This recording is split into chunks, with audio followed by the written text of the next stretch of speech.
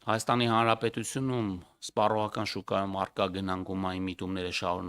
շարունակաբար մեղմվել են, գնանկումային ճնշումների որոշակի թուլացման պայմաններում գնաճը սկսել է վերականգնվել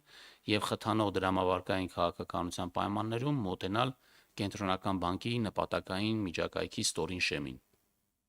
24 թվականի դեկտեմբերին 12-ամսյա գնաճը կազմել է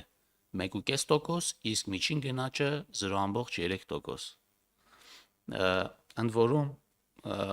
կարելի է ասել, որ Հայաստանի գնաճը համեմատած մեր նման երկրների հետ եղել է բավականին ցածր, օրինակ Վրաստանում այն եղել է 1,1%, հիշեցնեմ Հայաստանում կազմել է 0,3%, Ալբանիայում 2,2%, Ադրբեջանում 2,2%, Մոլդովայում 4,7%, Ղրղստանում 5%, Բելառուսում 5,8%, Ռուսաստանի Դաշնությունում 8,4%, Ղազախստանում 8,7%։ Եվ ես վերջերս լսում էի, որ